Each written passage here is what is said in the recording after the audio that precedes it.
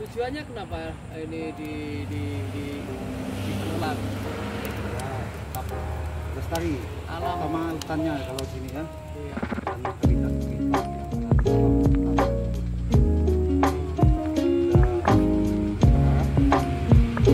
Berharap dengan tempat seperti ini habitat yang ada tetap lestari dan alamnya tetap terjaga. Makanya kita selalu patroli sepanjang jalan Kerban ini ya, jangan sampai ada bangunan yang kawasan.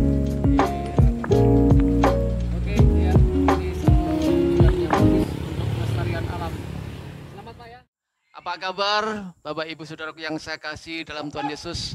Saya percaya bahwa kita semua dalam pemeliharaan Tuhan yang ajaib. Hari ini kita akan belajar firman Tuhan dengan tema Allah rindu berkomunikasi dengan kita. Sebelum kita belajar firman Tuhan, mari kita berdoa. Bapa, kami berterima kasih karena Tuhan beri kesempatan buat kami untuk belajar firman-Mu. Mohon Roh Kudus berikan pengertian akan firman Tuhan yang kami baca dan renungkan bersama pada saat ini.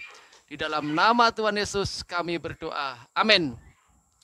Bapak Ibu Saudaraku yang saya kasih dalam Tuhan Yesus, kita akan buka Alkitab kita di dalam kitab Mazmur pasal 19 ayat 1, 8, 11, 13, 14 ya. Mazmur pasal 19 ayat 2, ayat 8 disambung ayat yang ke-11 dan disambung lagi 13, 14. Begini bunyi firman Tuhan. Langit menceritakan kemuliaan Allah dan cakrawala memberitakan pekerjaan tangannya. Taurat Tuhan itu sempurna menyegarkan jiwa. Peraturan Tuhan itu teguh memberikan hikmat kepada orang yang tak berpengalaman. Lebih indah daripada emas, bahkan daripada banyak emas tua. Dan lebih manis daripada madu, bahkan daripada madu tetesan dari sarang lebah. 13, 14. Siapakah yang dapat mengetahui kesesatan? Bebaskanlah aku dan dari apa yang tidak kusadari. Lindungilah hamba-Mu juga terhadap orang yang kurang ajar. Janganlah mereka menguasai aku, maka aku menjadi tak bercela dan bebas dari pelanggaran besar. Bapak Ibu Saudaraku yang saya kasih dalam Tuhan Yesus, kita tahu bahwa hubungan kita dengan Allah seperti hubungan antara Bapa dengan anak. Dia Bapa kita sebagai anak-anaknya. Sebagai Bapa, Tuhan punya kerinduan supaya dia terus membangun sebuah komunikasi yang baik dengan anaknya. Membangun sebuah relasi yang baik dengan anaknya. Tujuannya apa? Tujuannya supaya kita semakin mengerti kehendaknya. Tujuannya supaya kita semakin mengenal dia. Allah rindu supaya kita terus membangun relasi atau komunikasi yang baik. Nah, bagaimana sarana-sarana yang Tuhan pakai untuk membangun sebuah komunikasi dengan umatnya? Tujuannya, seperti saya katakan tadi, supaya umatnya semakin mengenal dia. Yang pertama, ayat yang kedua, di sana dikatakan, ayat yang kedua, langit menceritakan kemuliaan Allah dan cakrawala memberitakan pekerjaan tangannya. Yang pertama, Allah membangun komunikasi. Sarananya adalah melalui alam semesta, saudaraku. Bapak Ibu Saudaraku yang saya kasih dalam Tuhan Yesus, alam semesta dengan isinya ini adalah ciptaan Tuhan. Pohon-pohonan, matahari, bulan, bintang, termasuk binatang-binatang, semua adalah karya Tuhan, ciptaan Tuhan, saudaraku. Kita tahu bahwa Tuhan menciptakan alam semesta bersama isinya, supaya dikelola. Tujuannya apa? Untuk memberi manfaat bagi ciptaannya itu manusia, saudaraku. Nah, saudaraku yang saya kasih dalam Tuhan Yesus, selain tujuan-tujuan seperti itu, Tuhan punya maksud ketika kita melihat ciptaan Tuhan, supaya kita sadar bahwa Dia adalah pencipta setiap alam semesta. Dan membawa kita untuk kita sadar bahwa Allah itulah yang menciptakan segala sesuatu. Saya di sini berada di sebuah Taman Wisata Baning atau TWA Baning ya.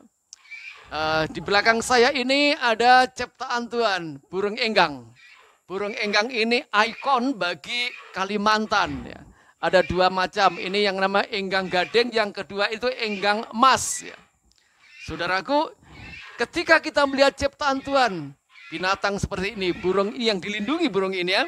Atau lihat ciptaan yang lain, pohon-pohonan, mengingatkan buat kita, ada penciptanya. Dan saudaraku, ketika kita melihat ini, biarlah kita sadar, Tuhan sedang berbicara kepada kita, bahwa Dia pencipta segala sesuatu.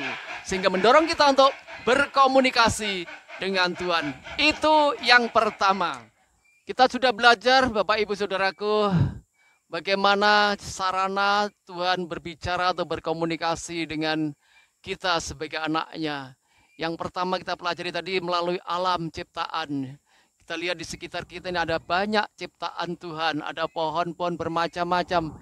Membuktikan kepada kita bahwa Allah itu ada dan menciptakan. Biarlah ini membawa kita untuk sadar bahwa Allah itu menciptakan alam semesta dan membawa kita untuk semakin mengenal Dia.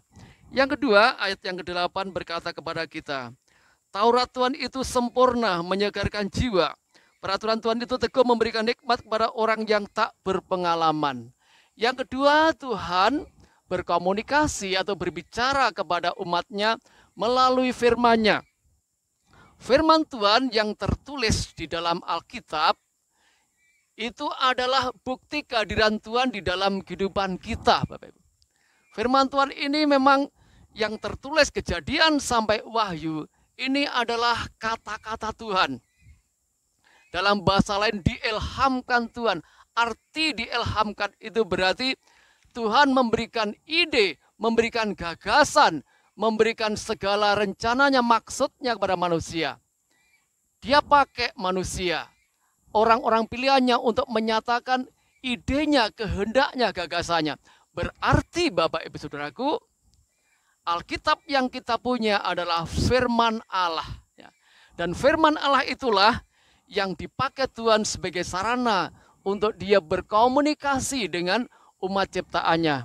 Sebab itu mari Bapak Ibu Saudaraku yang saya kasih dalam Tuhan Yesus, mari kita suka belajar firman Tuhan, merenungkan firman Tuhan di dalam kehidupan kita. Penulis Alkitab ini Daud, dia seorang raja, dia seorang hebat, punya pengetahuan yang luar biasa. Walaupun demikian dia rendah hati, dia berkata bahwa dalam ayat yang ke-8 tadi, Taurat Tuhan itu sempurna. Dikatakan itu firman Tuhan itu menyegarkan jiwa dan memberikan hikmat. Saudaraku, ketika kita belajar firman Tuhan, kita akan ditambah-tambahkan hikmat oleh Tuhan sehingga kita tidak salah langkah. Dan di dalam ayat yang ke-11 dikatakan di sana seperti emas tua dan seperti madu, saudaraku. Artinya apa? Emas tua bicara soal nilai, saudaraku ya.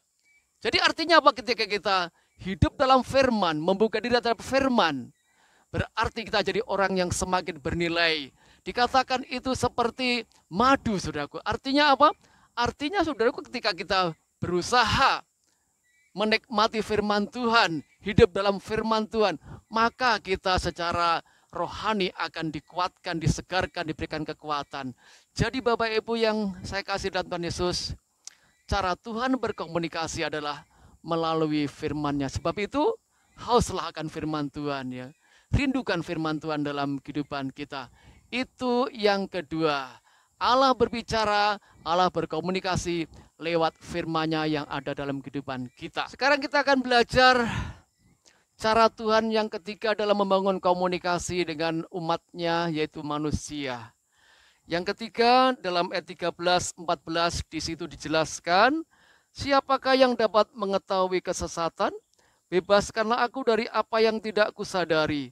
Lindungilah hamba-Mu juga terhadap orang yang kurang ajar. Janganlah mereka menguasai aku, maka aku menjadi tak bercela dan bebas dari pelanggaran besar. Yang ketiga Bapak Ibu Saudaraku yang saya kasih dalam Tuhan Yesus, Allah membangun komunikasi sarananya adalah melalui pengalaman-pengalaman kehidupan kita. Kita sering mendengar orang berkata begini, pengalaman adalah guru yang baik bagi kehidupan kita. Artinya apa? Dari pengalaman hidup ini kita ada pelajaran-pelajaran penting yang kita dapatkan. Apa yang kita dengar lewat telinga kita, apa yang kita lihat lewat mata kita, bahkan apa yang kita alami dalam kehidupan kita, itu diizinkan Tuhan dalam kehidupan kita sebagai pengalaman berharga. Tujuannya apa, saudaraku? Supaya kita semakin mengenal Tuhan. Jadi ketika Bapak Ibu melihat misalnya di sebuah tempat melihat peristiwa kecelakaan atau melihat ada bencana banjir, itu Tuhan izinkan terjadi, kita lihat, kita dengar, dan mungkin kita alami dalam kehidupan kita. Diizinkan Tuhan supaya kita belajar sesuatu di sana. Dan itu mendorong kita untuk kita semakin mengenal Tuhan. Jadi Bapak itu yang ketiga, Tuhan mau berkomunikasi dengan kita lewat pengalaman-pengalaman kehidupan kita.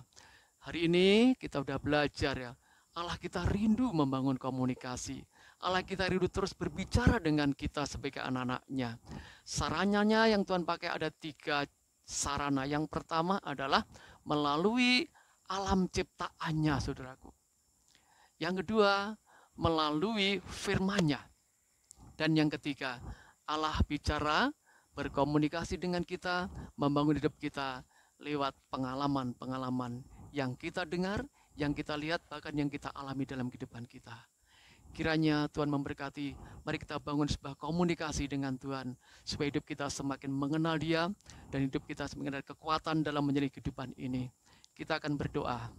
Bapa, terima kasih buat firman-Mu, tanamkan firman Tuhan dalam kehidupan kami, biarlah kami sadar Allah kami rindu, haus berkomunikasi terus dengan kami. Ajar kami ketika kami memandang ciptaan alam semesta ini, disadarkan bahwa kami adalah ciptaan-Mu juga, membawa kami untuk semakin mengenal Engkau sebagai pencipta. Dan ketika kami baca firman, dengar firman, belajar firman, biarlah itu sebagai cara Tuhan ingin berkomunikasi, membangun hidup kami.